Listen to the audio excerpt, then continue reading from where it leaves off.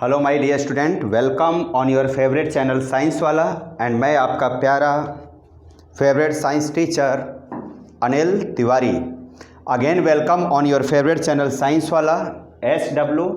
Today we will discuss reproduction for class 10 CBSE as well as ICSE part 2.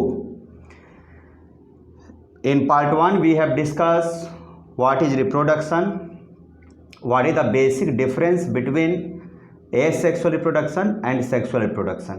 Okay बच्चों, तो part first में हमने sexual asexual reproduction के basic difference को आप लोगों को डिस्कस किया था।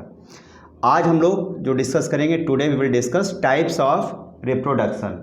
तो there are following two types of reproduction, first is asexual and second is sexual. तो today we will discuss about what is asexual reproduction and their types. Okay बच्चों, तो फर्स्ट ऑफ ऑल हम लोग ये समझते हैं कि एसेक्सुअल रिप्रोडक्शन होता क्या है। तो asexual reproduction means those type of reproduction in which single parents involve, single parents involve. It means केवल जो पेरेंट होगा ना वो एक होगा, एक के बॉडी से ब्रेकिंग होगा, स्प्लिटअप होगा, दो नए ऑर्गेनिज्म डेवलप होंगे। इस तरह को बेटा बोलते हैं एसेक्सुअल रिप्रोडक्शन। देखिए, सबसे जो फर्स्ट टाइप है, पहला पार्ट है, इट इज़ फिजन। फिजन का बेटा मतलब होता है स्प्लिटअप या ब्रेक डाउन, मतलब टूट जाना, ब्रेक हो जाना, अलग अलग हो जाना। जैसे मार्कर है, इसको हमने ऐसे ब्रेक किया, देखो दो पार्ट हो गया। तो दो पार्ट हुआ मतलब ये मान लीजिए कि अमीबा है, देखो अमीबा में होता है, अमीबा है, अमीबा से ऐसे ब्रेक होकर दो अमीबा बन जाते हैं। इसको बच्चों कहा जाता है फिजन, स्प्लिटअप। देखिए, सबसे बड़ी बात याद रखना कि it is the simplest mole of reproduction, very important, simplest. इससे सिंपल कोई रिप्रोडक्शन नहीं होता और हमेशा ये यूनिसेलुलर प्लांट्स और एनिमल्स में होता है। ओके, तो ये दोनों पॉइंट बहुत ही इंपॉर्टेंट है बच्चों। देखिए, अगर प्लांट की बात करें तो बैक्टीरिया, ईस्ट और यूग्लिना। यूग्लिना बच्चों लिंक है, ध्यान रखिएगा, link between plant and animal. ये प्लांट एनिमल दोनों होता है और यूनिसेलुलर होता है, ठीक है ना। तो इस बात को थोड़ा सा ध्यान रखिएगा, ठीक है। एनिमल में कौन सा हो गया, अमीबा, पैरामीशियम, प्लाज्मोडियम। ये तीनों बच्चों क्या होते हैं, यूनिसेलुलर एनिमल होते हैं। तो ये रिप्रोडक्शन किस में होता है, यूनिसेलुलर प्लांट्स और एनिमल्स में। एक से थोड़ा सा और ध्यान रखना है कि जो फिजन होता है बच्चों, ये टू टाइप्स का होता है। एक होता है binary fission, binary, and second is multiple. Binary में क्या होता है कि एक बॉडी से, जैसे अमीबा में होता है, किस में होता है, अमीबा, पैरामीशियम में बाइनरी होता है। जैसे मान लो अमीबा है, अमीबा कोई भी डायग्राम बना दीजिए, सब सही रहता है। मान लो अमीबा है, ये न्यूक्लियस है, ये साइटोप्लाज्म है। तो अमीबा बेटा ब्रेक होकर के दो अमीबा बन जाता है, इसको बोलते हैं डॉटर अमीबा। और जिससे डिवाइड होता है इसको बोलते हैं mother amoeba. It is mother amoeba and it is daughter amoeba या डॉटर सेल। तो इस तरह के रिप्रोडक्शन को कहते हैं बाइनरी फिजन, एक से दो बनता है। ओके बच्चों, और ये फेवरेबल कंडीशन में होता है, लिखा है ना, फेवरेबल कंडीशन। इसका मतलब क्या है कि availability of temperature, sunlight, water, CO2, मतलब सब कुछ फेवर हो, पानी वानी सब रहे, उस कंडीशन में दो बनते हैं, एक से दो, उसे बोलते हैं बाइनरी। एक होता है बच्चों मल्टीपल फिजन। मल्टीपल में क्या होता है, ये प्लाज्मोडियम में होता है और ये अनफेवरेबल कंडीशन में होता है। अनफेवरेबल कंडीशन का मतलब क्या होता है, कहाँ होता है, याद रखिएगा, अनफेवरेबल कंडीशन। जब बेटा अनअवेलेबिलिटी हो, किसकी अनअवेलेबिलिटी हो, वाटर, टेम्परेचर, सनलाइट, मतलब कि सूखा पड़ा हो, तो उस कंडीशन में क्या होता है, जो प्लाज्मोडियम होता है, प्लाज्मोडियम से बच्चों मलेरिया होता है, आपको याद होगा, it is parasite of malaria, fever होता है, इसी के थ्रू होता है। ये मॉस्किटो के थ्रू हम लोग की बॉडी में आ जाता है तो मलेरिया होता है। क्लास 9th में आप लोग पढ़े होंगे। तो थोड़ा ये प्लाज्मोडियम करता क्या है कि प्लाज्मोडियम है, प्लाज्मोडियम के बेटा चारों तरफ ना एक कवरिंग बन जाती है इस तरीके से। कब बनता है ये कवरिंग, जब धूप ज़्यादा हो, सूखा पड़ा हो, पानी ना हो, इसे बेटा हम लोग बोलते हैं सिस्ट। सिस्ट मतलब कवरिंग। और ये प्लाज्मोडियम, ये अंदर प्लाज्मोडियम है, तो ये अंदर अंदर बेटा डिवाइड करता रहता है, 1 से 2, 2 से 4, है ना, 2 ये डिवाइड हुआ तो 4, फिर 8, कैसे डिवाइड करता है, 1 प्लाज्मोडियम है तो 1 से 2, फिर 2 जो बना वो फिर एक एक डिवाइड किया तो 4, फिर 4 2 डिवाइड किए तो 8, फिर बेटा 16, फिर 16 से कितना 32, फिर 32 से 64। देखिए जब 64 यहाँ हो जाते हैं प्लाज्मोडियम तो बेटा इसका सिस्ट क्या होता है, बरसात का सीजन आ जाता है भाई, सूखा था तो सिस्ट बना।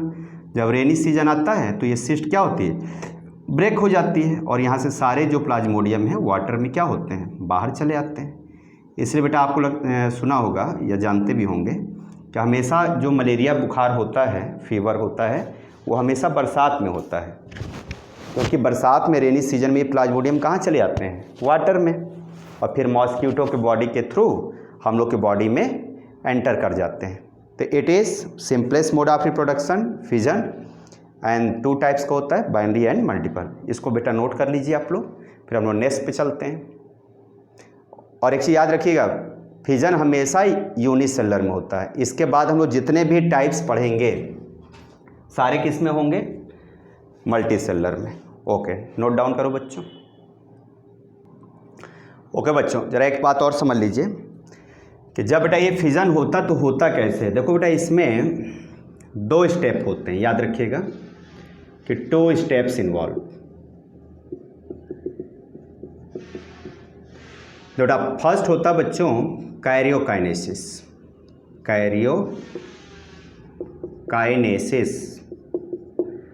और सेकेंड बच्चों होता है साइटोकाइनेसिस। देखिए दोनों में डिफरेंस समझिए। कैरियोम का अपना मतलब होता है कैरियन, कैरियन का मतलब होता है न्यूक्लियस, और काइनेसिस का बच्चों मतलब होता है डिवीज़न। यानी सबसे पहले न्यूक्लियस का डिवीज़न होता है, फिर सेकेंड देखो इसमें लिखा साइटो, साइटो का बेटा मतलब होता है साइटोप्लाज्म, और काइनेसिस का मतलब तो बता ही दिया आपको, काइनेसिस मतलब डिवीज़न। यानी कि सेल के डिवाइड होने में, कोई भी दुनिया की सेल डिवाइड हो, चाहे अमीबा डिवाइड हो, कुछ भी, सेल के डिवीजन में 2 स्टेप्स होते हैं, कैरियोकाइनेसिस और साइटोकाइनेसिस। आइए समझते हैं बच्चों। जैसे मान लो बेटा ये अमीबा है, तो अमीबा में ये होता है न्यूक्लियस, इसके अंदर बेटा एक लिक्विड भरा होता है जिसको हम लोग बोलते हैं साइटोप्लाज्म, और इसका ये जो बाउंड्री है जो ऐसे निकला है बाहर तरफ, इसको बोलते हैं सीडोपोडिया। सीडोपोडिया का मतलब होता है, एक को रहेगा तो सीडोपोडियम, सबको मिला के बोलते हैं सीडोपोडिया। फॉल्स फीट, इसी से चलता है ये, मोशन करता है, मूवमेंट करता है। तो बेटा सबसे पहले इसका न्यूक्लियस डिवाइड होता है। क्या डिवाइड होता है, सबसे पहले देखो न्यूक्लियस 2 बन जाते हैं, यहाँ से डिवाइड हुआ, एक न्यूक्लियस इधर, एक न्यूक्लियस इधर, ध्यान सुनना। तो क्या होता है बच्चों, सबसे पहले न्यूक्लियस डिवाइड होकर 2 बन जाता है, इसको बोलते हैं कैरियोकाइनेसिस। अब देखिए जब इसके अंदर 2 न्यूक्लियस हो जाते हैं तो कुछ ये कंडीशन होगी, ध्यान समझना, एक न्यूक्लियस ये, एक न्यूक्लियस ये, और इसके अंदर क्या भरा हुआ है, साइटोप्लाज्म। अब क्या होता है बेटा, जो इनका सेल मेम्ब्रेन है, जो बाउंड्री है, उसको क्या बोलेंगे, सेल मेम्ब्रेन। तो सेल मेम्ब्रेन बेटा यहाँ से कंस्ट्रिक्ट होता जाता है, ऐसे दबता जाता है, ऐसे दब करके 2 पार्ट में डिवाइड हो जाता है। तो देखिए 2 अमीबा बन गए। अब देखिए जब डिवाइड होता है सेल मेम्ब्रेन से, तो जो अंदर का लिक्विड वो भी 2 पार्ट में डिवाइड हो गया। तो इसको बच्चों कहा जाता है, देखो अब इससे 2 अमीबा बन जाएंगे। तो जब साइटोप्लाज्म डिवाइड होता है तो इसको बोलते हैं साइटोकाइनेसिस। तो it is karyokinesis, nucleus divide हो रहा है, और यहाँ क्या हो रहा है, सेल मेम्ब्रेन अलग अलग हो गया तो साइटोप्लाज्म भी डिवाइड हो गया, इट इज़ साइटोकाइनेसिस। तो हमेशा याद रखिएगा कि चाहे आपके बॉडी का सेल डिवाइड हो, या अमीबा डिवाइड हो, या पैरामीशियम डिवाइड हो, हमेशा 2 स्टेप्स होते हैं सेल डिवीज़न में। कौन कौन सा, कैरियोकाइनेसिस एंड साइटोकाइनेसिस। ओके बच्चों, तो इस बात को आप लोग नोट कर लीजिए। अब जरा ध्यान दीजिएगा, जब एक सेल से 2 सेल बनती है तो उसे बोलते हैं माइटोसिस सेल डिवीज़न, ठीक है ना। लेकिन जब कोई यूनिसेलुलर ऑर्गेनिज्म से 2 नए ऑर्गेनिज्म बनते हैं, ध्यान समझिएगा, when unicellular organism divide into 2 new organism, और कैसे होना चाहिए, यूनिसेलुलर ही बनेगा। तो बेटा इसी को कहा जाता है amitosis cell division, amitosis cell division. देखो ए वर्ड बस ऐड हो जाता है। तो अमीबा किस मेथड से डिवाइड होता है, तो उसका आंसर होगा एमाइटोसिस सेल डिवीज़न। हम लोग को बॉडी में एक सेल कैसे डिवाइड होती है, 2 सेल बनती है, तो उसका आंसर होगा माइटोसिस सेल डिवीजन। ओके बच्चों, और सेक्स सेल अगर डिवाइड होगा जिसमें स्पर्म और ओवम बनता तो वो आंसर होता है मियोसिस सेल डिवीजन। तो याद रखना, स्पर्म एग से रिलेटेड बात की जाएगी तो मियोसिस सेल डिवीजन। इसके अलावा स्पर्म एग छोड़ करके टेस्टिस ओवरी के अलावा कोई भी बात की जाएगी तो हम लोग की बॉडी में क्या होगा, या किसी भी मल्टीसेलुलर ऑर्गेनिज्म में माइटोसिस, और यूनिसेलुलर में क्या होगा बच्चों, ए ऐड कर देना, ए माइटोसिस। तो अमीबा में कौन सा डिवीजन हो रहा है, a mitosis cell division. Okay, note down कीजिए। हाँ, सेकेंड टाइप इज बेटा fragmentation. It is second type of asexual reproduction. देखो बेटा, इस रिप्रोडक्शन में क्या होता है कि फ्रेगमेंट्स बनते हैं। फ्रेगमेंट मतलब जैसे धागा आप लीजिए, धागे के छोटे छोटे टुकड़े तोड़ लीजिए तो उसे हम लोग बोलेंगे फ्रेगमेंट। धागे लेकर के टुकड़े कर दीजिए। तो ये बेटा उस ऑर्गेनिज्म होता है जिसकी बॉडी धागे की तरह होती है, फिलामेंटस होता है। तो देखो याद रखना, ये बच्चों होता है फिलामेंटस स्पाइरोगायरा। देखो स्पाइरोगायरा है क्या, स्पाइरोगायरा, ठीक है। ये बच्चों ग्रीन एल्गी होता है। कभी आप गांव जाइए या तालाब में जाइए, देखो एल्गी प्लूरल फॉर्म है, अलगा लिखोगे तो सिंगुलर, ठीक है ना। तो देखते हैं आप तालाब लाब में जो पॉन्ड होता है उसमें धागे की तरफ बड़े बड़े एल्गी होते हैं, काई होते हैं। एल्गी मतलब काई, देखो इस तरह लंबे लंबे होते हैं, वो बेटा स्पाइरोगायरा होते हैं। अब देखो ये कैसे बने होते हैं, प्लांट है ना एल्गी, तो इनके कुछ सेल इस तरीके से होते हैं और इनका न्यूक्लियस होगा। देखो ये न्यूक्लियस हो गया, लंबे होते हैं धागे की तरह। और इनके अंदर बेटा क्या होगा, यहाँ पर साइटोप्लाज्म होगा। सबको पता है जो सेल का स्ट्रक्चर सेम वही इसमें भी होगा, साइटोप्लाज्म। और देखिए प्लांट सेल में बच्चों ऊपर क्या होता है, सेल वॉल। तो यहाँ सेल वॉल बना दीजिए। देखो ये क्या होगा, सेल वॉल, ये हो गया सेल वॉल। ये क्या हो गया, साइटोप्लाज्म। ये सेंटर में क्या हो गया, न्यूक्लियस, ठीक है ना। अब जरा ध्यान से सुनना, इसमें बच्चों क्लोरोप्लास्ट होता है, स्पाइरल होता है इस तरीके से। इसका जो क्लोरोप्लास्ट होता है वो स्पाइरल होता है ऐसे, ठीक है ना। अब देखो होता क्या है, फ्रेगमेंट इसमें बनता है। फ्रेगमेंट मतलब टुकड़े बनते हैं, टुकड़े बनाइए। देखो ये 3 पार्ट में डिवाइड होता है, और भी ज़्यादा हो सकता है, हम लोग 3 मान के चल रहे हैं। तो देखो इसका एक बॉडी का टुकड़ा ये हो गया, ठीक है, एक बॉडी का पार्ट, एक टुकड़ा फ्रेगमेंट ये हो गया बच्चों। टुकड़े मतलब फ्रेगमेंट। एक और मान लीजिए यहाँ पर हो गया, सेल वॉल बना देते हैं। देखो ईच जो ये बनना ना, इसको लोग क्या बोलेंगे, फ्रेगमेंट। तो इसकी बॉडी स्पाइरोगायरा किस में कन्वर्ट हो गई, स्पाइरोगायरा। फ्रेगमेंट बन गए, टुकड़े बन गए, 1 2 3। और बेटा हर टुकड़ा डेवलप होके एक न्यू स्पाइरोगायरा में का फॉर्मेशन करता है। बातें समझ में आ रही हैं। हर टुकड़ा, हर फ्रेगमेंट क्या बन जाता है, एक न्यू स्पाइरोगायरा में कन्वर्ट हो जाता है। आई होप आप लोग समझ गए होंगे। ये कन्वर्ट होकर बन गया एक नया, ये भी एक कन्वर्ट होकर एक नया, एक ये नया। तो बताओ एक स्पाइरोगायरा से 3 बने कि नहीं, इस तरह 4 5 10 ऐसे 100 1000 लाखों बन जाते हैं। तो पूरे तालाब में क्या हो जाता है, केवल आपको एल्गी एल्गी दिखते हैं। ओके, तो this method is called as fragmentation because new plant is form by fragments, टुकड़े से डेवलप हो रहा है। ओके बच्चों, नोट कर लीजिए। Third type is regeneration.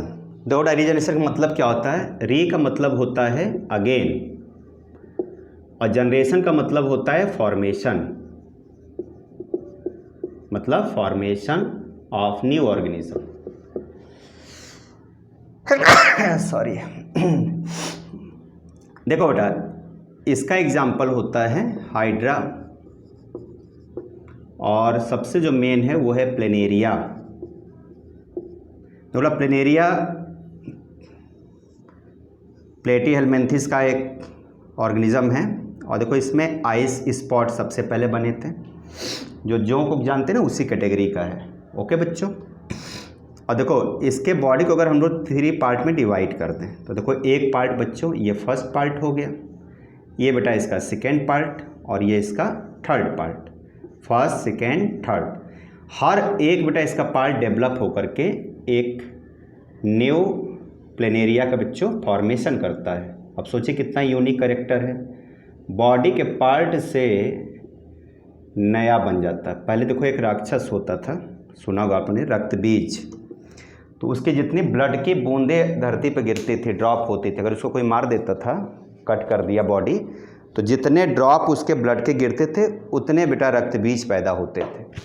तो पहले भी ये प्रोसेस थी और देखो ये साइंस में भी है। तो देखो बॉडी पार्ट से न्यू ऑर्गेनिज्म का डेवलप होना ही रीजनरेशन कहते हैं। ओके, यानी development of new organism by body parts. Okay बेटा, यह है क्या, प्लेनेरिया। अब प्लेनेरिया बेटा एक ऐसा ऑर्गेनिज्म है जिसमें सबसे पहले आइस बनना स्टार्ट हुई थी। आइस बनी तो नहीं थी लेकिन आइस का यहाँ जगह बनने लगा था, इसको बोलते हैं आई स्पॉट। तो सबसे पहले आइस का डेवलपमेंट किस में शुरू हुआ था, प्लेनेरिया में। ओके बच्चों, हाइड्रा में भी यही प्रोसेस होती है। अच्छा आपने देखा होगा लिजर्ड, ध्यान देना, लिजर्ड, तो लिजर्ड होता है छिपकली, अगर उसकी पूंछ को काट दीजिए, टेल को अगर कट कर दो तो फिर से क्या होते बच्चों, ये न्यू टेल वहाँ डेवलप हो जाती है, ये भी रीजनरेशन है। और एक से थोड़ा सा याद रखना बच्चों कि सबसे कम रीजनरेशन किस में होती है, तो ह्यूमन हैज़ या हैव लीस्ट रीजनरेशन एबिलिटी या कैपेसिटी। देखो बेटा हम लोग को अगर थोड़ा सा हाथ भी कट जाता है तो उसको ठीक होने में महीनों लग जाते हैं, 1 मंथ लग जाता है, और अगर उंगली काट दो तो कभी जमेगी नहीं, वहाँ जनरेट नहीं हो सकती। ओके, तो ह्यूमन बेटा सबसे लीस्ट रीजनरेशन एबिलिटी या कैपेसिटी होती है। Okay, because we are most develop animal on the earth. जितना हम लोग डेवलप होते जाते हैं हम लोग भगवान ने कुछ कैपेसिटी को कम कर दिया है, ब्रेन तेज कर दिया, लेकिन और सब प्रोसेस लेस हो गए हैं। ओके बच्चों, डाउनलोड करिए, सॉरी राइट डाउन करिए। Types number 4 is budding. देखो बेटा बडिंग क्या होता है, बड का देखो एक्चुअली मतलब होता है कली। जैसे फूल जब शुरू में बनता है तो पहले छोटा फूल बनता है, फिर वो बड़ा फ्लावर बन जाता है। तो जो स्टार्टिंग में छोटा फूल बनता है ना पेड़ पर, उसको बड कहा जाता है, कली बोलते हैं हिंदी में। तो बेटा ये हाइड्रा में होता है। पहले समझो होता कहाँ है, तो ये बच्चों होता है हाइड्रा और ईस्ट में। ईस्ट बच्चों क्या है, फंगस है, याद रखिएगा, नॉन ग्रीन प्लांट है ईस्ट। देखो होता क्या, जैसे मान लो ईस्ट को बनाए तो ईस्ट बच्चों ऐसे होता, गोल होता है, नॉन ग्रीन प्लांट है। देखो इसके ऊपर ना एक छोटा सा ऐसे धीमे धीमे आउटग्रोथ निकल आता है ना। जैसा आप कोई अगर स्टोन मार दे तो सर फूल जाता है कि नहीं, गुल्लक बोलते हैं बच्चे की, निकल आया, आउटग्रोथ हो गया, उसी तरह इसमें एक फूल जाता part, swelling part, it is called as bud. अब देखो इस बड पे एक बड और ऐसे पढ़ते एक माला की तरह बन जाता है और सारे ये डिअटैच हो जाते हैं। क्या हो जाते हैं, डिटैचेस, मतलब अलग हो जाते हैं। जब अलग होते तो ढेर सारे क्या बन जाते हैं, ईस्ट बन गए।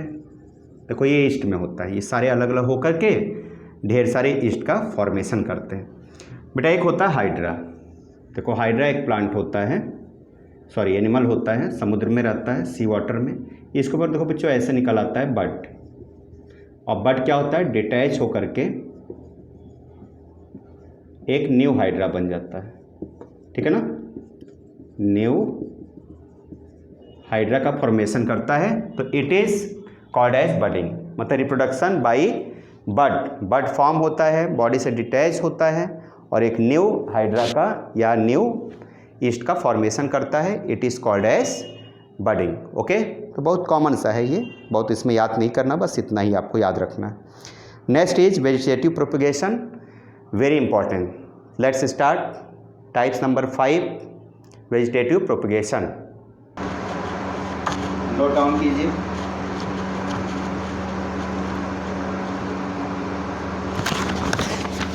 नोट डाउन कीजिए। Type number 5 is, okay my dear student, एक टॉपिक छूट रहा था उसको पहले स्टडी कर लेते हैं। Next 5th is spore formation. देखो बेटा ये क्या होता है, ये बच्चों होता है राइजोपस में, ध्यान समझिएगा। इसका एग्जाम्पल होगा राइजोपस। राइजोपस आपने देखा भी होगा, राइजोपस। इसको बच्चों कहा जाता है ब्रेड माउथ। ओके, जो ब्रेड पर नहीं हो जाता, ब्रेड पर अगर आप रख दीजिए उस पर वाइट वाइट आ जाती, फफूंदी बोलते हैं हिंदी में। तो बेटा ये होता कैसा है, देखिए जैसे मान लो ब्रेड रखा या जूते रख दो बरसात से आके, तो उस पर वाइट वाइट लग जाता है ना, वही होता है राइजोपस। अगर बेटा उसको माइक्रोस्कोप से अगर आप देखिए, पिकल्स में भी लग जाते हैं, अचार पे भी लग जाते हैं ना वाइट वाइट, वही है। तो इस तरह से बच्चों दिखता है ये। देखिए ये जो ऊपर है, जो गोल गोल दिख रहा है बच्चों, इसको क्या बोलते हैं, इसको कहते हैं स्पोरेंजियम। ये जो गोल गोल स्ट्रक्चर है, it is called as sporangium. और जो डंडी इसमें जुड़ा हुआ स्टॉक, इसको बोलते हैं स्पोरेंजियो, स्पोरेंजियो पोर, ठीक है ना, स्पोरेंजियो पोर, पोर नहीं फोर बोलते हैं, PHORE, ठीक है ना, स्पोरेंजियो फोर, ठीक है। और ये बच्चों जो नीचे ऐसे दिख रहे हैं, ये बेटा इसका रूट है, लेकिन इसका रूट कैसा होता है, फॉल्स रूट होता है। रूट होता नहीं है, रूट की तरह दिखता है, तो इसको बच्चों कहा जाता है राइजोइट्स, मतलब फॉल्स रूट। और ये है क्या बच्चों राइजोपस, तो याद रखना ये फंगस होता है, यानी नॉन ग्रीन प्लांट होता है। फंजाई भी कह सकते हैं, फंजाई प्लूरल फॉर्म है, फंगस सिंगुलर फॉर्म है। तो एक प्लांट के लिए बच्चों फंगस लिखा जाता है, और अलगा लिखते हैं किसके लिए, अगर एक कोई काई का प्लांट है तो उसको लिखते हैं अलगा, एल्गी मतलब प्लूरल फॉर्म। अदर होता क्या है, जो स्पोरेंजियोफोर ऊपर है, इसके अंदर ना छोटे छोटे दाने की तरह स्ट्रक्चर होते हैं, ग्रेनुल लाइक स्ट्रक्चर, इसको कहा जाता है स्पोर्स। यही स्पोर्स है, ये जो अंदर है ना गोल गोल छोटे छोटे, it is called as spore. Spore को बच्चों आप सीड मान सकते हैं, जस्ट लाइक सीड। जैसे मैंगो में सीड होता है, गेहूँ चावल जितने होते हैं उसमें क्या होता है, सीड होता है। लेकिन ये क्या है, फंगस है, तो फंगस बच्चों अनडेवलप सीड होता है, उसे हम लोग क्या बोलते हैं, स्पोर। स्पोर का मीनिंग मतलब क्या हुआ, अगर आप चाहो तो लिख सकते हैं कि जस्ट लाइक लिखो, ज़्यादा अच्छा रहेगा, जस्ट लाइक सीड, सीड की तरह मान सकते हैं, ठीक है ना। अब देखो होता क्या है, जब एयर चलती है तो ये बेटा जो स्पोरेंजियम है यहाँ से को ब्रेक हो जाता है। जब ब्रेक होता है तो इसके सारे स्पोर्स क्या होते हैं, उड़ने लगते हैं, यहाँ से ट्रेवल करके दूर दूर चले जाते हैं स्पोर्स। और हर स्पोर से बच्चों क्या होता है, फिर से एक न्यू राइजोपस का फॉर्मेशन हो जाता है, ठीक है ना। मैं इस चैप्टर का नोट्स भी आप लोग को सेंड कर दूंगा, तो बहुत टेंशन लेने की ज़रूरत नहीं है, या बुक से ही पढ़ेंगे तो समझ में आएगा। आप लोग पहले ये नोट करिए जो मेन मैं आपको कंक्लूजन बता रहा हूँ, ठीक है। तो न्यू प्लांट किससे बन रहा है, by spore, so it is called as spore formation, मतलब new formation of new plant by using spores. Okay बच्चों, नोट डाउन कीजिए। अब देखिए इसके बाद बहुत ही इंपॉर्टेंट टॉपिक हम लोग पढ़ना है, पार्ट 6, वेजिटेटिव प्रोपेगेशन। ओके, तो देखिए वेजिटेटिव प्रोपेगेशन मतलब किसी प्लांट के बॉडी से नया प्लांट बनना। तो देखिए एसेक्सुअल रिप्रोडक्शन बेटा यहाँ पे कंप्लीट हो गया, ठीक है। अब हम लोग न्यू टॉपिक स्टार्ट करेंगे, वेजिटेटिव प्रोपेगेशन। नोट कर लीजिए। Okay my dear student, new topic is vegetative propagation. देखो पहले इसका मीनिंग आप लोग समझिए। देखो it is also the types of asexual reproduction. पहले तो आप याद करिए, it is type of asexual reproduction.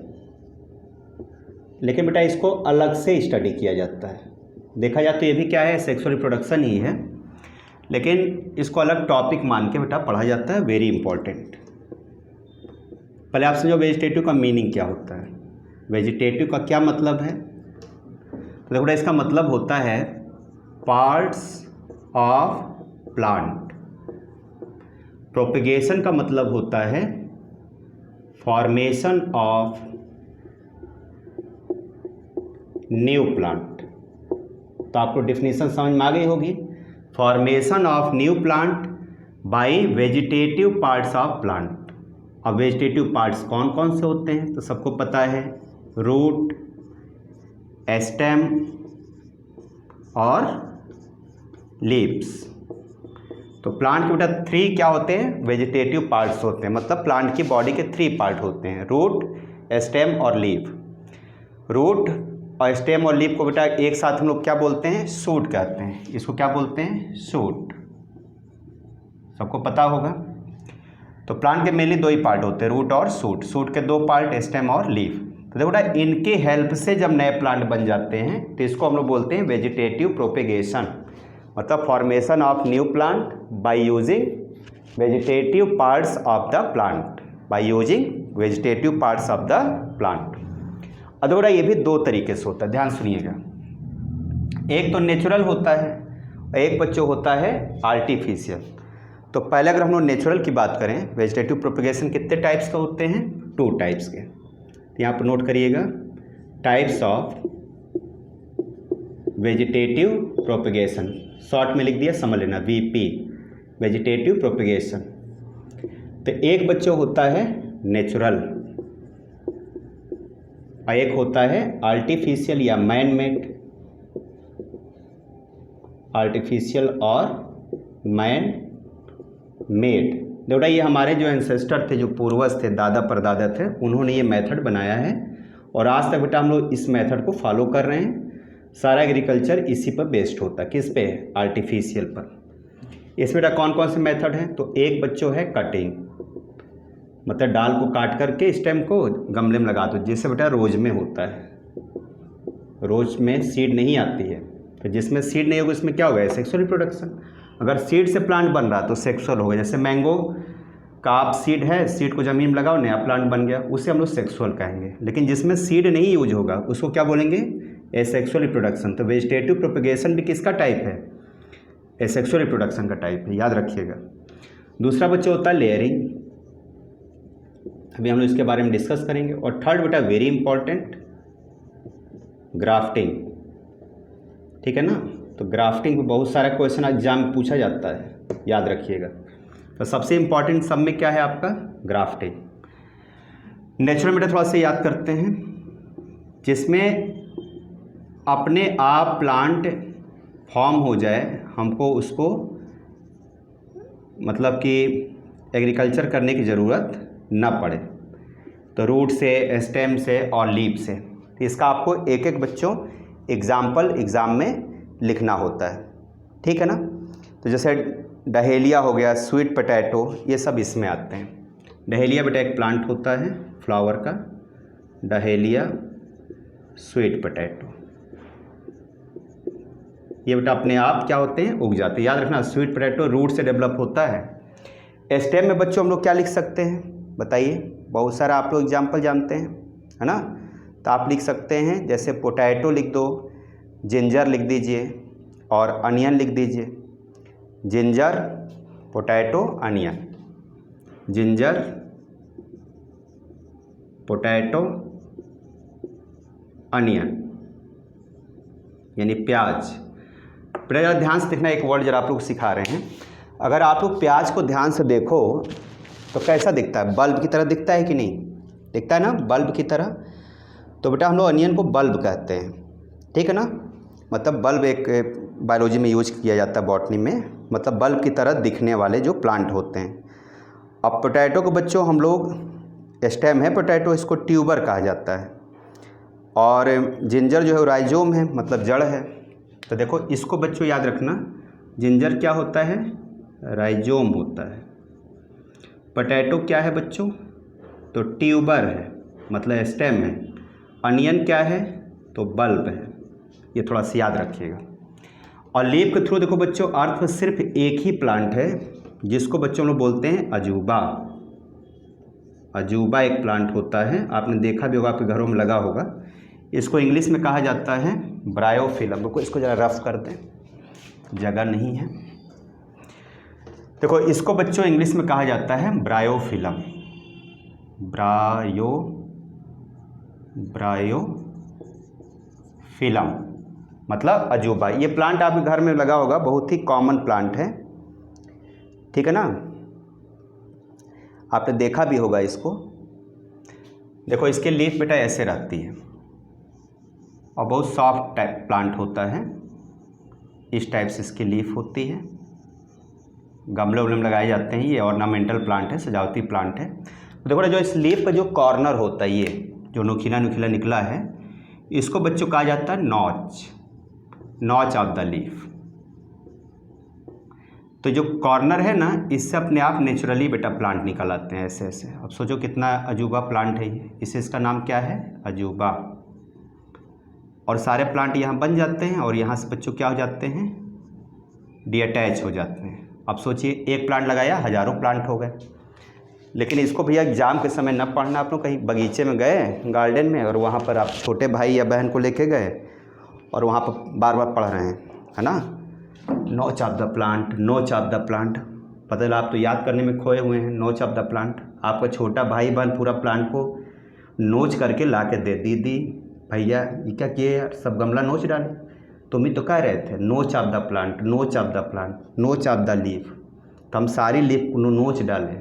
तो ध्यान रखना ज़रा, तेज तेज ना पढ़ना, नहीं छोटे बच्चे सब नोच डालेंगे लीफ, नोच ऑफ द लीफ, नोचे डालेंगे सब, याद रखना बच्चों। तो खतरनाक वर्ड है ये, मज़ा आया। तो ये ब्रायोफिलम है, अजूबा है, कॉमन प्लांट है, अपने मोहल्ले या घर में देखना शायद मिल जाए। ओके बच्चों, तो इट इज़ वेजिटेटिव प्रोपगेशन। देखो ना ये नेचुरल है, मतलब अपने आप उगता रहता, किसी को उगाने की ज़रूरत इसको नहीं है। लेकिन देखो ये आर्टिफिशियल है, हमारे एंसेस्टर ने बनाए, इसी को बच्चों स्टडी करना है, it is very important.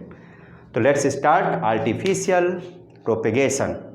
Okay, चलिए इसको पहले नोट कर लीजिए। Okay my dear student, next topic is artificial vegetative propagation. Okay, let's start. सबसे पहले आप लोग ये समझ लीजिए कि इस मेथड का बच्चों यूज़ या तो एग्रीकल्चर में किया जाता है या तो हॉर्टिकल्चर में किया जाता है। ध्यान समझिएगा, यूज्ड इन एग्रीकल्चर और हॉर्टिकल्चर, और क्या इसको एंड लिख दो, एंड हॉर्टिकल्चर। देखो हॉर्टिकल्चर क्या होता है, जिसमें लोग फूल सब्जियां उगाते हैं उनको हॉर्टिकल्चर कहते हैं। Related to garden, related to garden, garden में जो भी बेटा आप ग्रो करते हैं उसे हम लोग हॉर्टिकल्चर कहते हैं। जैसे सब्जी बनाया उगाया, या टोमेटो या फ्लावर वाले मैक्सिमम, मतलब मेन रिलेटेड है ये फ्लावर से। तो बेटा जो फर्स्ट इसका टाइप है कटिंग, ध्यान सुनिएगा। कटिंग है क्या, पहला है कटिंग। कटिंग में बच्चों क्या करते हैं, इसका एग्जाम्पल होता है, मेनली होता है रोज़, गुआवा भी हो सकता है, ग्रेप्स भी हो सकता है। तो देखो मेन रोज पे समझिए, सेम सबका सेम है। करते क्या बेटा, जैसे मालूम है रोज़ का एक नया प्लांट चाहिए, तो हम लोग करते क्या हैं, जो मेन प्लांट बॉडी है उससे बेटा हम लोग एक स्टेम कट करते हैं। और स्टेम कैसे कट किया जाता है, ऑब्लिक, ऐसे देखो तिरछा कट करते हैं, ठीक है। तो जब ऑब्लिक आप कट करेंगे देखो तो आपका पोर्शन ऐसा दिखेगा, ऐसा दिखेगा ना, इस तरीके से। जो बेटा आप स्टेम कट करके लाएंगे इसको बच्चों बोलते हैं कटिंग। देखो इसको ऑब्लिक क्यों कट करते हैं, तिरछा ही क्यों काटते हैं, देखो तिरछा काटने से कई फ़ायदे हैं। इसको ला के बच्चों फिर हम लोग देखो किसी पॉट में, गमले में क्या करते हैं, इस पार्ट को लगा देते हैं और यहाँ पे सॉइल है, ये सब क्या है बच्चों, इट इज़ सॉइल। थोड़ा सा पानी मिला देते हैं तो कैसा सॉइल हो जाता है, मॉइस्ट सॉइल, मतलब गीली मिट्टी। अब होता क्या, जैसे समय बढ़ता है with the passage of time, यहाँ से बच्चों ने रूट निकलना स्टार्ट होते हैं और कुछ समय बाद क्या होता है, एक न्यू रोज का प्लांट आपको ऑब्टेन हो जाता है। तो जो कट करके लाए इसको क्या बोलेंगे, कटिंग। समझ में आया, कट पार्ट। ऑब्लिक क्यों काटते हैं, ध्यान समझिएगा। मान लो मैं स्टेम को ऐसे कट कर दिया, ऐसे मान लो कट कर दिया, अब बताइए इसका जो सरफेस एरिया है और इसके सरफेस एरिया में ये कम है कि नहीं। अगर इसको आप मिट्टी में लगाएंगे मॉइस्ट सॉइल में तो यहाँ से रूट धीमे धीमे निकलेगी, हो सकता है नया प्लांट ना बन पाए, लेकिन इसमें चांसेस क्या है, ज़्यादा है। इसलिए हमेशा कटिंग में स्टेम को कैसे कट किया जाता है, कलम की तरह कट करते हैं। इसलिए कटिंग को हम लोग हिंदी में कलमी भी बोलते हैं। आपने नाम सुना होगा कलमी आम है, तो उसको कलम की तरह काटते हैं। पेन कैसे होती है, निब पेन देखिए जिसमें स्याही भरते हैं, ऐसे तो दिखती है ना, ऐसे होती कि नहीं, ऐसे रहती है ना, इसलिए इसको कटिंग कहते हैं। बातें समझ में आई सबको। तो इट इज़ कटिंग। कहाँ यूज किया जाता है बच्चों, तो रोज़, गुआवा, ठीक है, में इसको हम लोग यूज करते हैं, ठीक है। लेकिन मेनली ये रोज़ में यूज किया जाता है। बातें समझ में आ गई कि नहीं, तो नोट कर लीजिए। ग्रेप्स में भी यूज किया जाता है, ठीक है। गुआवा हटा दो, ज़्यादा अच्छा रहेगा, क्योंकि गुआवा में एक अलग मेथड होता है। आप दो ही याद करो, ग्रेप्स और रोज, ठीक बच्चों। अब आइए नेक्स्ट पढ़ते हैं हम लोग। नेक्स्ट है लेयरिंग। गुआवा में लेयरिंग यूज होती है मेनली, ओके, इसलिए मैंने वहाँ से रिमूव कर दिया, ठीक है, नोट डाउन करिए। ओके बच्चों, नेक्स्ट टॉपिक इज लेयरिंग। थोड़ा याद रखिएगा, जो कटिंग इसके पहले हमने पढ़ा, तो कटिंग में कौन सा पोर्शन यूज करते हैं, तो उसको नोट कर लीजिएगा, रूट का यूज होता है, ठीक है ना। देखो लेयरिंग में भी किसका यूज करते हैं बच्चों, नहीं रूट का नहीं, सॉरी, कटिंग में स्टेम का। इसमें भी किसका यूज करते हैं, स्टेम का यूज किया जाता है। याद रखिए, कटिंग में और लेयरिंग में किस पोर्शन का यूज करते हैं, स्टेम का। देखो ये पोर्शन लेमन, गुआवा, हिबिस्कस और जैस्मिन में ये मेथड यूज किया जाता है। आइए हम लोग जैस्मिन के बेस पे समझते हैं। तो बेटा जो जैस्मिन का प्लांट होता है, फ्लावरिंग प्लांट होता है, फ्लावर का होता है। देखो बेटा इसका ये स्टेम है, पतला सिस्टम होता है, उस पर लीफ लगी होती है इस तरीके से, वाइट फ्लावर निकलते हैं, देखा होगा सबने। तो बेटा करते क्या, ऐसे मान लो इस जैस्मिन के प्लांट से हमें एक प्लांट नया बनाना है, तो करते क्या ना कि इसके स्टेम को हम लोग ग्राउंड में बरीड कर देते हैं। ये हो गया सॉइल सरफेस। मिट्टी के अंदर क्या करते हैं बच्चों, इसके स्टेम को बरीड कर देते हैं। बरीड करने से होता क्या है कि यहाँ पे धीमे धीमे बच्चों स्टेम निकल आता है। कैसे स्टेम होती है, बहुत मोटी तो नहीं होती है ना। इसको एडवेंटिशियस रूट कहा जाता है, मतलब बहुत दुबली पतली रूट, जैसे ग्रास में नहीं होती है। मोनोकॉट प्लांट जो होते हैं उसमें हल्की फुल्की रूट होती है, उसको लोग क्या बोलते हैं, एडवेंटिशियस रूट, या इसको बच्चों आप कह सकते हैं फाइब्रस रूट। ये सारे मोनोकॉट प्लांट में होती है। अब होता क्या बच्चों, यहाँ से रूट निकल आया, फिर देखो हम लोग यहाँ से कट कर देते हैं। जब कट कर देंगे यहाँ से, तो कट करने के बाद क्या होगा, देखो एक न्यू प्लांट हो गया। इसको आप गमले में लगा दीजिए, अलग पॉटेड कर दीजिए। देखिए एक न्यू प्लांट तैयार हो गया कि नहीं। मेन ये प्लांट था पेरेंट प्लांट, इस पेरेंट प्लांट के स्टेम से हम लोगों ने एक न्यू प्लांट डेवलप कर दिया। It is called as layering. अब थोड़ा लेयरिंग भी दो तरह की होती है। ये तो ग्राउंड लेयरिंग हो गई कि मतलब लोग ज़मीन पे ही इसको मतलब दबा दिया, इसके बरीड कर देते हैं स्टेम को पकड़ के।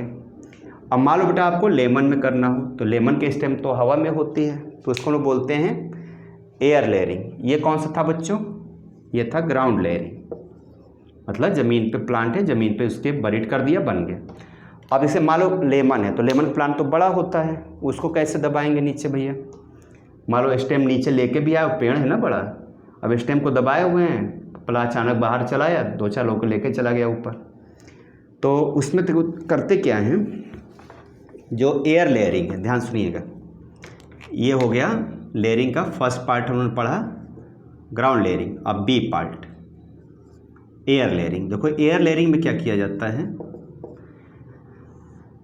जैसे बेटा एक ये लेमन है, लेमन का प्लांट, हम चाहते हैं एक नया प्लांट और बना लें, तो करते क्या बच्चों ना कि इसका जो स्टेम है भाई, मान लो सॉयल ये नीचे नहीं आ सकता, सॉयल तो ऊपर जा सकती है, तो जो इसका स्टेम होता है बच्चों, यहाँ हल्का सा कट करके, मतलब अलग नहीं करते, थोड़ा थोड़ा इसका जो बार्क है ना उसको हटा देते हैं, तो कुछ ऐसा दिखने लगता है, देखिए। और यहाँ बेटा ना मिट्टी रख देते हैं, मॉइस्ट रख देते हैं, सॉयल, मॉइस्ट सॉयल, उसमें बच्चों थोड़ा सा गोबर वोबर यूज करते हैं, यानी कि डंग, कौन सा डंग, चाहे काऊ का ले लो चाहे बुफैलो का ले लीजिए, और यहाँ पर रख के बेटा उसको बैग से बांध देते हैं, पॉलीथीन से, बैग से, गनी बैग होता है ना, बोरा जिसको बोलते हैं, बांध के पॉलीथीन भी उसके ऊपर यूज कर देते हैं और यहाँ बांध के छोड़ देते हैं। अब कुछ दिन बाद क्या होता है, यहाँ से रूट निकल आती है, फिर यहाँ से कट करिए और इसको पॉटेड कर दीजिए, पॉट में लगा दीजिए, ज़मीन पर लगा दीजिए, एक नया प्लांट आपका लेमन का बन गया। तो आई होप आप लोग हमारी बात समझ में आ गई होगी कि अगर स्टेम नीचे नहीं आ पा रहा तो कोई बात नहीं, मिट्टी को ऊपर ले जा करके स्टेम पे रख देते हैं थोड़ा सा कट करके, तो वहाँ रूट निकल आती है। फिर बेटा उसको कट करके एक न्यू प्लांट हम लोग अलग पॉट में लगा देते हैं, यहाँ से कट कर लेते हैं। देखो ये कट कर लिया, यहाँ से कट किया, ये अलग हो गया, और इसको ला के कहाँ लगा दिया, गमले में, पॉटेड प्लांट, न्यू प्लांट बन गया, न्यू लेमन का प्लांट बन गया। तो आई होप आप लोग समझ में आ गया होगा केयर लेयरिंग क्या होती है बच्चों। और देखिए हम लोग जो थर्ड पार्ट पढ़ना है ग्राफ्टिंग, वेरी इंपॉर्टेंट, बहुत ध्यान से समझिएगा, ये सब तुम्हारा याद करने वाला है, वो समझने वाला है ना, तो बहुत ध्यान से बच्चों समझिएगा। ओके बच्चों, ग्राफ्टिंग बहुत वेरी इंपॉर्टेंट टॉपिक, बहुत ध्यान से इसको समझने की ज़रूरत है क्योंकि एग्जाम में बच्चों ये लॉन्ग क्वेश्चन आ सकता है। देखिए ध्यान समझिएगा, वेरी इंपॉर्टेंट। तो बेटा मैंने इसकी डिफिनीशन लिख दी कि टाइम बच्चे। देखिए इस मेथड में होता क्या है, in this types of asexual reproduction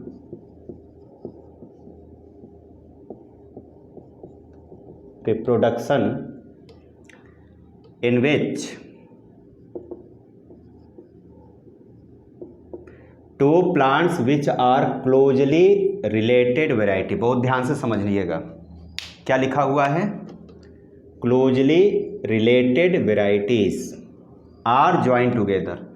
दो प्लांट को बच्चों आपस में ऐड कर दो, जैसे मान लीजिए कि ये मार्कर है, एक प्लांट ये, एक प्लांट ये, इन दोनों को मैंने ऐसा ऐड किया कि दोनों क्या बन गए, एक बन गए।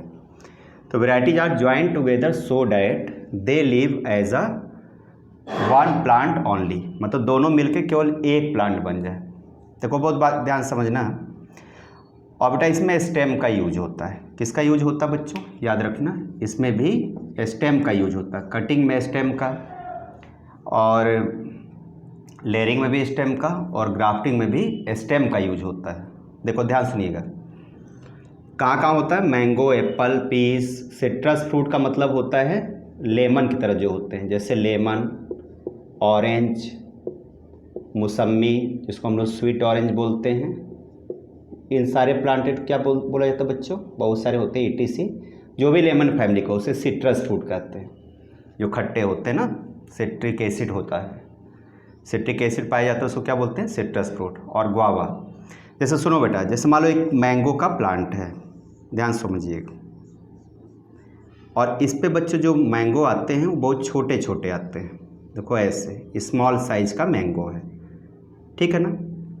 अब आप चाहते हैं कि हमारे इस प्लांट पे बड़े बड़े मैंगो आने लगे, तो भाई एक तरीका कि नया प्लांट लगाओ, फिर वेट करो 5 साल 6 साल 10 साल, तब जा कर के नया प्लांट मिलेगा। कम से कम 5 ईयर्स मैंगो के लिए होता है, मैंगो 5 ईयर्स में फ्रूट देता है, और जो इमली होती है टैमरिंड, तो 25 ईयर्स में। तब कौन इतना वेट करेगा, मैंगो के लिए कम से कम 5 ईयर्स तो वेट करना पड़ेगा ना, और कहीं इमली हो तो 25 साल वेट करो, तब जाके नया प्लांट बनेगा। तो थोड़ा क्विक कैसे बना सकते हैं, ध्यान सुनिएगा। जैसे मान लो कोई एक पेड़ है, मैंगो का ही होना चाहिए, ध्यान दीजिएगा, अगर ये मैंगो का है तो मैंगो पर मैंगो का ही ऐड करेंगे, क्या लिखा दे, ध्यान सुनिएगा, क्लोजली रिलेटेड वेराइटी, मतलब मैंगो पर मैंगो ही ऐड होगा, ऐसा नहीं कि मैंगो पे एप्पल ऐड कर दो, नहीं, मैंगो पर मैंगो अलग अलग वैरायटी के ऐड हो सकते हैं, एप्पल पर एप्पल की वैरायटी ऐड हो सकता है, उसी तरह गुआवा पर गुआवा का, सिट्रस, मतलब कि सेम वैरायटी होनी चाहिए। ऐसा नहीं कि मैंगो पर एप्पल ऐड कर दो तो एप्पल भी आए मैंगो, ये पॉसिबल नहीं है। मान लो कोई एक दूसरा मैंगो को बच्चों प्लांट है, मैंगो पर मैंगो ही ऐड हो सकता है, और इस जो प्लांट है बच्चों इस पर बड़े बड़े मैंगो होते हैं, ठीक है ना। आप चाहते कि ये वैरायटी इसमें आ जाए, तो कैसे ऐड करते हैं, ध्यान सुनना। इसका बच्चों हमें एक स्टेम चाहिए, क्या चाहिए, स्टेम। तो इसके स्टेम को कट कर लाइए, मान लो इसका स्टेम हमने कट किया, ये सॉरी, इसको इस तरीके से कट करना है, इस तरीके से पेंसिल की तरह, जैसे पेंसिल नहीं होता सेम उस तरह। और इसका बच्चों जो स्टेम है इसको इस तरह से कट करिए कि इसमें सेट हो जाए। तो देखो ये इसका स्टेम है, इसको बेटा हमने ऐसे कट कर दिया, ठीक है ना, जैसे कैप की तरह, बिल्कुल ये कैप की तरह होना चाहिए और ये इस तरह पेंसिल पेन की तरह। आप क्या करिए कि इसको लेके आइए और इसमें इस तरीके से बच्चों ऐड कर दो। आप कुछ समय बाद क्या होगा ना कि जो ये पोर्शन लेके आए हैं इसी में ऐड हो जाएगा और ये डेवलप हो जाएगा इसमें इस तरीके से। आप बेटा देखिए जब मैंगो आएगा तो बताइए यहाँ से तो कैरेक्टर अलग है ना। देखो मैं थोड़ा सा एक चीज़ और यहाँ इंडिकेट कर दूँ, मैं कलर चेंज करता हूँ कि समझ में। इसको ऐसे कट किया है, इसको बच्चों कहा जाता है सियॉन। जिस पोर्शन को ऐड करना है उसको सियॉन, और जिस प्लांट पे ऐड करना है, मेन जो प्लांट बॉडी है, मेन प्लांट कैसा है, रूटेड प्लांट जिसमें रूट है पहले से, इसको बच्चों कहा जाता है स्टॉक, याद रखिएगा। तो सियॉन पोर्शन को हम लोग किस पर ऐड करते हैं, स्टॉक पर ऐड करते हैं। ऐड करने का मतलब हुआ ग्राफ्टिंग करते हैं। ओके, तो ध्यान समझिएगा। The part which is grafted is called as scion and the plant on which grafting occur is called as stock. Okay, तो देखिए ये हमने पोर्शन ऐड किया, मैं इसको रेड कलर से कर देता हूँ कि समझ में आए, ठीक है। आप क्या करते बच्चों, यहाँ पे सॉइल लगा करके काऊ डांग सब करके बच्चों इसको हम लोग पॉलीथीन से बांध देते हैं। अब कुछ समय बाद क्या होता है, यहाँ पे रूट निकल आएगी और ये प्लांट इसमें ऐड हो जाएगा। अगर आप चाहो तो यहाँ से कट करके भी अलग कर सकते हैं। अगर कट नहीं करेंगे तो जब बेटा मैंगो का जब सीज़न आएगा तो इस पर देखिए अब बहुत बड़े बड़े मैंगो होंगे, देखिए, ठीक है ना। ये आप हैं, देखो काजल लगा के नीचे खड़े हैं, काजल टीका लगा दें, रुको एक मिनट, इसका कान बना देते हैं, स्पाइक बना देता हूँ, है ना, काजल रेड कलर का काजल लगा देते हैं। देखिए आप हैं, मैंगो कितना बड़ा है। तो आप बताइए इस मेन प्लांट में कुछ छोटे मैंगो भी आ रहे हैं, स्मॉल मैंगो भी होंगे और बच्चों बिग मैंगो भी आने लगा। तो बताइए एक ही प्लांट पे दो प्लांट वैरायटी ऐड हो गई कि नहीं, ऐड हो गई ना। तो इसी प्रोसेस को बच्चों क्या कहा जाता है, ग्राफ्टिंग कहा जाता है। ओके, इस मेथड को बच्चों क्या कहा जाता है, ग्राफ्टिंग बोला जाता है। तो इसी तरह आप एप्पल पे 2 वैरायटी 3 वैरायटी ऐड कर सकते हैं, है ना। गुआवा पे 2-3 वैरायटी एक ही पेड़ में ऐड कर सकते हैं। बस याद रखना जिसको ऐड किया जाएगा उसको सियॉन, जिस पर ऐड किया जाएगा उससे बच्चों स्टॉक। देखो अच्छा तो लग रहा है लेकिन बेटा इसका डिसएडवांटेजेस भी हैं।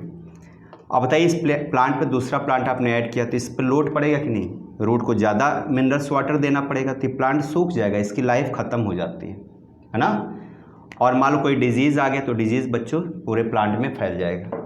तो देखिए 2 प्लांट को ऐड करना अच्छा तो लगता है लेकिन बेटा बहुत रिस्की भी होता है, प्लांट की डेथ भी हो सकती है ना, प्लांट पता नहीं सर्वाइव करे कि न करे। ओके, ये बातें समझ में आ रही हमारी। तो ग्राफ्टिंग क्या हुआ बच्चों, समझ में आ गया, 2 प्लांट को एक साथ ऐड करना है। इसमें थोड़ा एक पॉइंट याद रखिएगा, the portion of a plant that is grafted on the main plant is called as scion and the plant in which grafting is performed, यानी जिस पर ऐड किया जाता है grafting is perform is called stock. This method, next point इसमें note करिएगा, the method is applied to improve variety of fruits like mango, apple, piece, citrus fruit and guava. Disadvantages क्या है बच्चों हैं,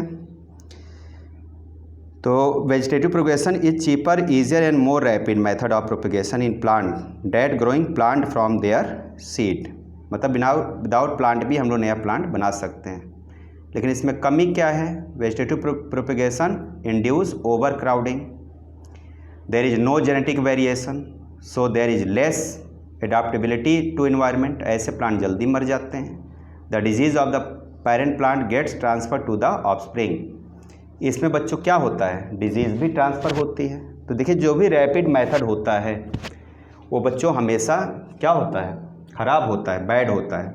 जो नेचुरल मेथड है वो सही है, ये आपने आर्टिफिशियल किया तो इसके डिसएडवांटेजेस भी हैं। ओके, तो नोट कर लीजिए आप लोग इसके। और एक आप लोग को होमवर्क भी दे रहा हूँ कि advantages of vegetative propagation and disadvantages of vegetative propagation, very important. इसको आप लोग को खुद घर पे लिखकर हमें कमेंट करना है। क्या करना है? Question advantages and disadvantages of vegetative propagation, क्या फ़ायदा है क्या घाटा है। तो जहाँ फ़ायदा बच्चों होता है वहाँ घाटा भी होता है, because every coin has two aspects, हर सिक्के के दो पहलू होते हैं, एक होता है गुड, एक होता है बैड। तो दोनों चीज़ें बता रहे हैं। एडवांटेज मतलब गुड करेक्टर, मतलब गुड उसके क्या क्या मतलब है, डिसएडवांटेज मतलब उसमें क्या क्या कमियां हैं, ये बताना है। ओके, अब बेटा एक टॉपिक और आ गया है टिश्यू कल्चर, उसको भी पढ़ा देते तो आपका टोटल एसेक्सुअल प्रोडक्शन कंप्लीट हो जाएगा। तो चलिए नेक्स्ट टॉपिक पे चलते हैं, tissue culture. Okay my dear student, next topic is tissue culture. देखो यार ध्यान से समझना, टिश्यू कल्चर नेम से ही पता चल रहा है टिश्यू का यूज करना है, और कल्चर मतलब एक सॉल्यूशन होता है जिसे हम लोग बोलते हैं कल्चर सॉल्यूशन। तो प्लांट का टिश्यू और एक सॉल्यूशन बनाते हैं लैब में जिसका नाम होता है कल्चर सॉल्यूशन। तो टिश्यू क्या होता है? बहुत छोटा होता है। तो छोटा मतलब माइक्रो, यानी प्लांट का एक छोटा सा पार्ट ले लीजिए, यानी टिश्यू ले लीजिए और उससे प्रोपगेशन कर दीजिए, मतलब नया प्लांट बना दीजिए, तो उसे हम बोलते हैं टिश्यू कल्चर। कैसे बनेगा? कल्चर सॉल्यूशन का यूज करके, इसलिए बच्चों कहा जाता है टिश्यू कल्चर। ओके, तो क्या क्या यूज करना है? प्लांट का टिश्यू और कल्चर सॉल्यूशन। टिश्यू कैसा होता है? छोटा, माइक्रो, इसलिए माइक्रो प्रोपगेशन भी इसे बोला जाता है। तो देखिए मैंने डेफिनेशन लिख दिया है, प्रोडक्शन और प्रोपगेशन। प्रोपगेशन मतलब formation, production of new plant by using small piece. Small piece मतलब कौन सा पीस यूज करेंगे? जैसे प्लांट है तो प्लांट का सबसे ऊपर वाला पार्ट, यहाँ कौन सा टिश्यू होता है? मेरिस्मेटिक टिश्यू, सबने पढ़ा होगा एपिकल मेरिस्टम 9th क्लास में। By using culture solution, culture solution कौन कौन सी यूज करना है? दो तरह का, कल्चर सॉल्यूशन ए और कल्चर सॉल्यूशन बी, दो तरह का हम लोग बेटा सॉल्यूशन इसमें यूज करते हैं। तो ध्यान समझिएगा। जैसे मान लो बेटा आप अमेरिका गए और आपको एक प्लांट बहुत अच्छा लगा, आप चाहते कि वो इंडिया में भी हो, तो क्या करेंगे? अब उस प्लांट को, मान लो प्लांट बड़ा हो, मैंगो की तरह हो, तो उसे आप पूरा प्लांट तो वहाँ से उखाड़ कर यहाँ ला नहीं पाएंगे बजरंगबली की तरह। तो उसका एक ही तरीका है कि हमको एक वैसा मेथड बनाए जिससे वो प्लांट इंडिया में भी आ जाए। तो देखिए ध्यान समझिएगा, जैसे मान लो कि ये प्लांट है, ये प्लांट आपको बहुत अच्छा लगा, आप चाहते कि ये हमारे यहाँ भी होना चाहिए, तो आप क्या करिए? उस प्लांट को न लाइए, प्लांट क्या है? ट्री है ये। तो आप उस ट्री का सबसे ऊपर से ना एक ब्रांच को यहाँ से कट कर लाइए, कट करके लाइए और उसके छोटे छोटे बच्चों टुकड़े बना लीजिए। यहाँ पर, यहाँ कौन सा टिश्यू होता है? मेरिस्मेटिक टिश्यू होता है, सबको पता होगा। इसके छोटे टुकड़े बना लीजिए। तो ये क्या हो गया बच्चों? ये हो गया टिश्यू। अब देखिए एक सॉल्यूशन होता है, उसको टेस्ट ट्यूब में रखा जाता है, ये टेस्ट ट्यूब हो गया, और टेस्ट ट्यूब के अंदर एक सॉल्यूशन बनाते हैं जिसका नाम होता है कल्चर सॉल्यूशन। देखो कोई नया सॉल्यूशन नहीं होता है, इस सॉल्यूशन में क्या क्या होते हैं? प्लांट को ग्रोथ करने के लिए जो न्यूट्रिएंट्स होते हैं ना, उसी को रखा जाता है। तो इसमें है क्या बच्चों? न्यूट्रिएंट्स है। न्यूट्रिएंट्स में क्या क्या है? एन, पी, के, ये सब होते हैं, है ना, और कुछ और न्यूट्रिएंट्स जिससे प्लांट डेवलप करे। अब देखिए इसको ना ध्यान समझना, ये जो टिश्यू है, इस टिश्यू को बच्चों इसमें रखा जाता है, इस सॉल्यूशन में। ये टिश्यू रख दिया। अब देखिए टिश्यू कुछ दिन बाद डेवलप हो करके थोड़ा सा बड़ा हो जाता है, इस तरीके से देखिए थोड़ा बड़ा दिखने लगता है ऐसे, ठीक है। अभी छोटा था, अब थोड़ा बड़ा हो गया। इसको बच्चों बोलते हैं कैलस। क्या बोलते हैं? कैलस।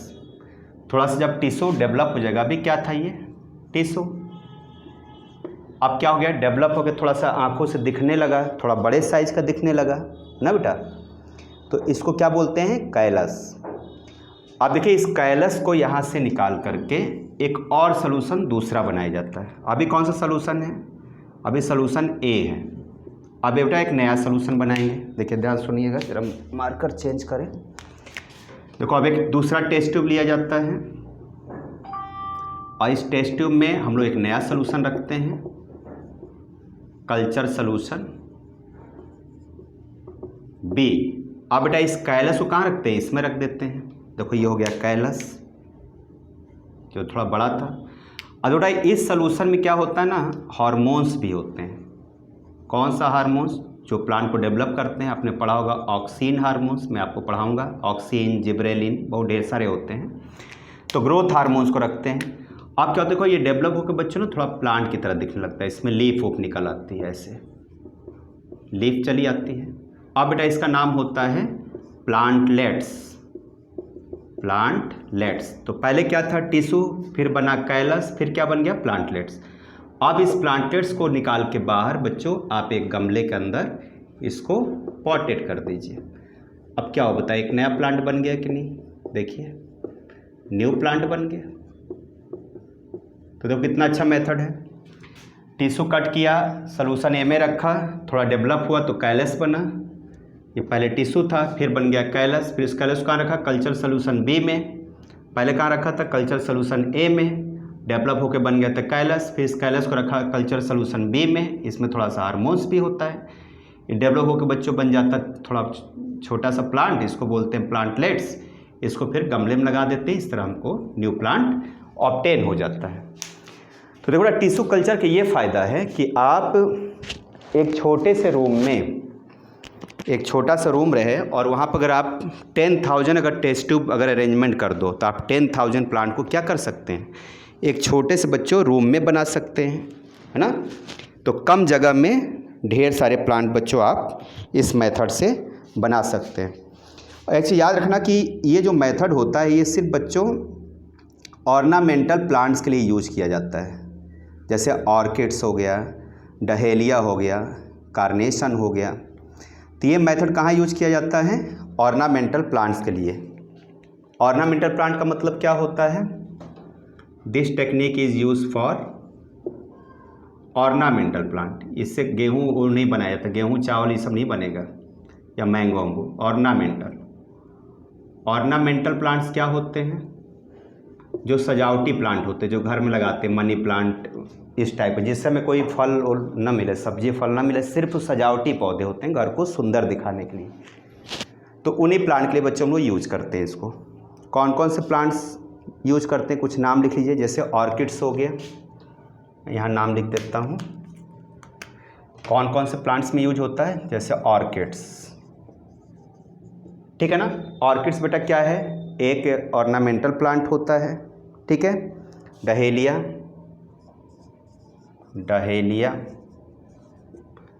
ठीक है ना, ये बहुत ही इंपॉर्टेंट नाम है, जरा से नाम जरा याद रखना। ऑर्किड्स, डहेलिया, और चाहो तो एक नाम लिख लेते हैं, कार्नेशन, को मैं रेड से लिख देता हूँ, कार्नेशन,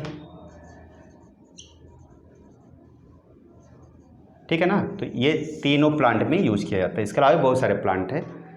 तो आई होप बच्चों आप लोग को टिश्यू कल्चर समझ में आ गया होगा, और मैं इसके नोट्स आप लोग को सेंड कर दूंगा। आप लोग पूरी नोट्स कॉपी में बनाइएगा, ठीक है ना। और बहुत ही गर्मी है, देख रहे हैं गर्मी का असर, पूरा भीग जाता हूँ आप लोग की वीडियो बनाने में। इसलिए भैया बड़ी मेहनत से वीडियो आप लोग रिकॉर्ड करते हैं, लेक्चर, गर्मी का असर देख रहे हैं। तो चलिए, जो भी मैंने पढ़ाया आप लोग अच्छे से समझ में आ गया होगा आई होप, और इसके नोट्स कंप्लीट करिएगा। अब देखिए पार्ट 3 में मैं सेक्सुअल रिप्रोडक्शन इन फ्लावर आप लोग को डिस्कस करूँगा, और पार्ट 4 में sexual reproduction in human being यानी एनिमल्स हम लोग डिस्कस करेंगे। तो इट इज़ पार्ट 2। मिलते हैं पार्ट 3 में, तब तक आप लोग बिल्कुल नोट्स बनाइए, तैयारी करिए, और एग्ज़ाम के लिए सभी को best of luck. Bye, tata. और दोपहर है इसलिए गुड मॉर्निंग, बाय।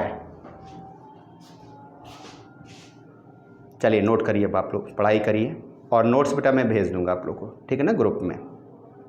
बाय।